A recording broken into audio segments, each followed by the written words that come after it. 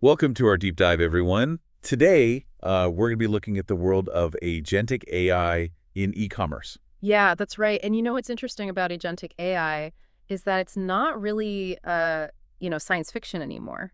So we're talking like real AI making decisions in online stores. Exactly. Yeah. Agentic AI can make those independent decisions based on what's happening right now, and it's already starting to change how we buy and sell things online. So it's not just about getting those personalized recommendations we see on shopping apps. No, not at all. It goes way beyond that. I mean, think about AI that can handle like everything from, prices and orders to like creating those, hyper-personalized shopping experiences. That's pretty wild. Yeah. I'm starting to get how big this could be.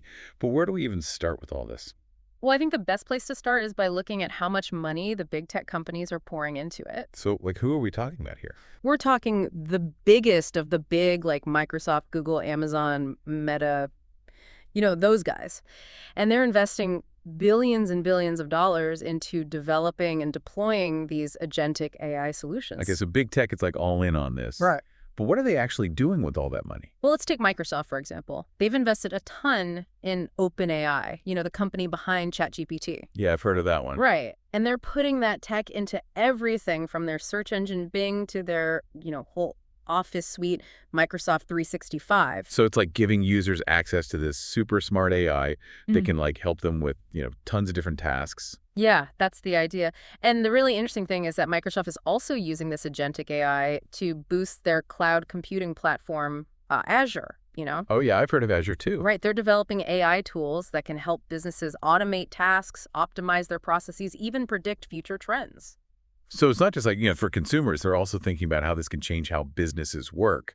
Exactly. And that's actually a trend we're seeing across the board. Google, for example, is using their huge amounts of data and AI know-how to create this whole new generation of AI-powered search and advertising tools. Oh, wow. So even ads are getting smarter now. Well, yeah, that's one way to look at it, I guess. But they're also investing heavily in robotics and autonomous systems, which could have, big implications for how things get delivered, logistics and fulfillment for e-commerce. Wow. So they're really approaching this from every angle. Absolutely. And they're all trying to become like the leader in this whole thing. The stakes are huge, because whoever figures out how to really use this technology well will have a major advantage over everyone else. Yeah, that makes sense. I mean, it seems like this could really change everything. But let's take a step back and think about the practical side of things. How do we actually build an agentic AI system for e-commerce? It's complex, yeah, but we can break it down to steps. It's kind of like, building a house. Okay, I like that analogy. So what's the foundation of our AI house? The most important thing is a really strong AI and machine learning setup. Okay, that makes sense. What else goes into that? So that includes what are called large language models, or LLMs, like OpenAI's GPT-Claude or Google's Gemini. These LLMs are like the brains of the operation. They can understand and even generate human-like text and perform really complex tasks. So it's like having a team of these, super intelligent virtual assistants working behind the scenes. Yeah, that's a good way to think about it. And to make these assistants truly agentic, you need specialized frameworks like LangChain that give AI agents the power to do things on their own. These frameworks provide like the tools and structures for AI agents to work with data, make decisions, and actually take actions. So we've got the brains. What else do we need for our AI house? Next up is a powerful cloud and infrastructure setup. All the heavy processing and stuff happens in the cloud, with providers like AWS, Azure, or Google Cloud. They provide all the computing power, storage, and networking you need to handle huge amounts of data and all the complex stuff involved in AI. It's like a giant power grid for our AI brains. Yeah, exactly. And then finally, to actually, connect this AI powerhouse to buying and selling, you need a good e-commerce platform and back-end system. Platforms like Salesforce, Shopify, and SAP, they handle all the, product catalogs, orders, payments, everything. It's like the logistics team making sure everything runs smoothly. That's it. And these platforms have to work really well with the AI and cloud systems, to create this smart and adaptable e-commerce ecosystem. The AI needs to be able to get data from the e-commerce platform, analyze it, and then make decisions that affect the customer's experience in real time. Okay, I'm following you. Now, so we've laid the foundation with our powerful AI, our cloud infrastructure, and our e-commerce platform. What's next? How do we use all this to create actual solutions for, businesses and customers? That's the next step, and that's what we call mapping use cases. Yeah. It's basically figuring out how to take these core technologies and apply them to specific industries and business needs. Okay, so it's like tailoring the AI to do specific jobs. Exactly, and that's where it starts to get really exciting because there's so many possibilities. We can use agentic AI to change everything from customer service and marketing to logistics and product development. Yeah, I'm really interested to hear about some of those use cases and how this is going to like revolutionize shopping for both businesses and consumers. Me too. We've got a lot to cover, so let's dive into some real-world examples in the next part of our deep dive. Welcome back. So we've been talking about big tech's investments and the core technologies behind agentic AI and e-commerce, and now it's time to actually see how it works in practice. Yeah, I'm excited to get to the real world stuff. Yeah. You mentioned this idea of mapping use cases. What does that mean exactly? It basically means tailoring the AI to specific needs, so we can create different kind of rooms in our agentic AI e-commerce house, and each room is, designed for a specific purpose. Okay, so like one room for how businesses talk to customers Okay. and another room for how they manage, their day-to-day operations. Yeah, exactly. Let's start with a room focused on B2B interactions, between businesses. Imagine you have AI agents handling the whole procurement process for a company. They could analyze market trends, negotiate prices with suppliers, even predict which products are going to be in high demand. Wow, so that would free up so much time for people to focus on, more important tasks instead of getting bogged down in all those details. Right. And then on the B2C side, business to consumer, think about an AI-powered personal shopping assistant that not only suggests products based on what you've bought before, but also learns your style and can even write unique product descriptions just for you. That's pretty cool. It's like having your own personal stylist who knows you better than you know yourself. And that's just scratching the surface. We can design rooms for AI-driven loyalty programs that change based on what customers are doing.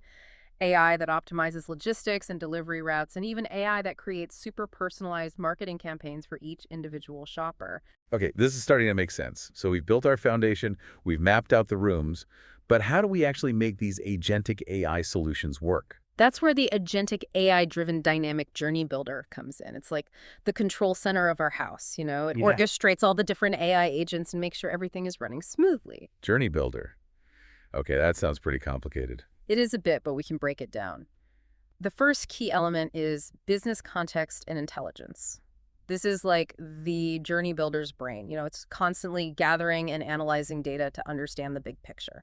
So it's like the AI is doing its research, learning everything it can about the business, the market, and the customer. Yeah, exactly. It's crunching historical data, looking at buying patterns, demographics, even using predictive analytics to see what's coming next. It's also segmenting customers into groups based on their needs and preferences so the AI knows how to approach each person, in the right way. So it's not just treating everyone the same. It's creating these personalized experiences based on, what it knows about each customer. Exactly. Now, the second part of the journey builder is real-time data triggers. This is where the AI shifts from looking at the past to reacting to what's happening right now. So it's like the AI is watching what the customer's doing and responding instantly. Yeah, it's tracking things like what they're looking at, what they add to their cart, how long they spend on certain pages, even how they move their mouse and scroll. The key is to react in real time. Can you give me an example of how that works? Sure. Imagine you're shopping online and you put a pair of shoes in your cart, but you don't buy them right away. The journey builder might notice that you're hesitating and then offer you a discount to encourage you to complete the purchase. That's smart. It's like the AI knows what I'm thinking before I even do. These triggers can be based on anything from browsing behavior to external factors like, competitor pricing or even the weather. The idea is to create a dynamic experience that adapts to the customer's individual journey. So the journey builder's brain is constantly learning and its eyes are watching the customer's every move. What's the last piece of the puzzle? That's agentic AI personalization. This is where all those specialized AI agents we talked about come in. The journey builder basically deploys these agents each with a specific job to create the perfect customer experience. Okay, so tell me about these AI agents. What do they actually do? Think of them as like a team of experts, each with their own skills. We have recommendation agents suggesting products, pricing agents adjusting prices to stay competitive, conversational. AI chatting with customers and customer service agents ready to handle any problems that come up. So it's like a whole team of AI experts working behind the scenes to make my shopping experience smooth, personalized, and enjoyable. Exactly. The journey builder is like the conductor making sure all these agents work together to deliver a seamless and engaging customer experience. I'm starting to see how powerful this technology could be. Yeah. It's not just about efficiency, it's about creating a level of personalization and responsiveness that wasn't possible before. That's what makes Agentic AI so exciting. It's not just about automation. It's about building intelligent systems that can learn, adapt, and make decisions in real time to create a shopping experience that's tailor-made for each customer.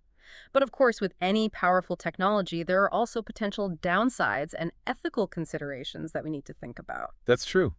I'd like to learn more about those potential challenges and risks. We'll definitely get into that in the next part. It's important to consider both the amazing opportunities and the potential pitfalls as we continue to develop and use agentic AI in e-commerce. Okay, so we've talked about how to build an agentic AI e-commerce system, the technology, the journey builder and all that. But now I'm thinking about why should businesses care about all this? Well, that's where it gets really interesting. Agentic AI isn't just about, making shopping easier. It can actually change how businesses operate and compete, at a fundamental level. Okay, I'm listening. Oh. How could it do that? Well, one of the biggest impacts is on efficiency and productivity. I mean, AI agents can handle so many tasks on their own, from analyzing data and managing inventory to even, providing customer support. So it's not about getting rid of human employees. It's more about freeing them up to focus on more strategic work, right? Exactly. AI can handle those repetitive, time-consuming tasks, the stuff that can really bog people down. And that frees up human employees to focus on things like building relationships with customers, developing new products, and coming up with, creative marketing strategies. Yeah, that makes sense. It's like having a team of AI assistants working 24/7 so the humans can focus on the big picture. And that increased efficiency leads to cost savings, too. Businesses can streamline their operations, reduce waste, and use their resources better, which obviously helps their bottom line. Right. Any business owner would love that. Yeah. But what about revenue? Can agentic AI help businesses grow and make more sales? We've already talked about personalization. By really understanding customer needs and preferences, AI can create those highly targeted marketing campaigns and product recommendations that are much more likely to lead to sales. It's like the AI is a mind reader, suggesting exactly what the customer wants. And it's not just about recommendations. AI can also help businesses find new market opportunities and, those untapped revenue streams. Yeah, so? Well, by analyzing huge amounts of data, AI can spot patterns and trends that humans might miss. It can uncover new customer segments, predict demand for new products or services, and even identify new geographic markets to target. So it's like an AI market research team constantly looking for new opportunities. Exactly. And here's the really exciting part. Agentic AI has the potential to create entirely new business models and even disrupt whole industries. Imagine fully automated stores where customers can just walk in, grab what they need, and walk out without ever talking to a human employee. Wow, that's a whole new level of efficiency. But are people really ready for that kind of impersonal experience? It's hard to say for sure, but the convenience is definitely appealing. And it's not just about physical stores either. Imagine AI-powered virtual assistants that can help you shop manage your finances, schedule appointments, and even give you personalized health and wellness advice. So it's like having a personal AI assistant for everything. It all Yeah. sounds amazing.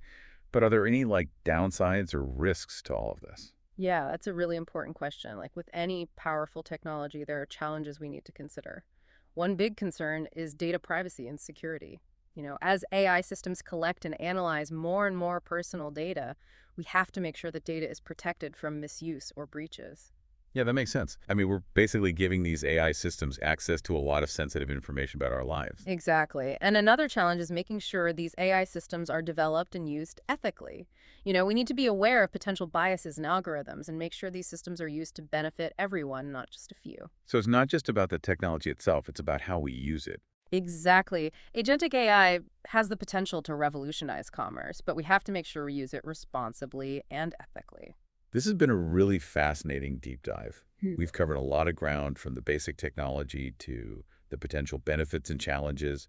I feel like I have a much better understanding of how powerful agentic AI is, and I'm excited to see what happens next. Me too. It's an amazing time to be witnessing this technological revolution. I think the key is to be both enthusiastic and cautious. Making sure we use AI to create a better future for everyone. Well said.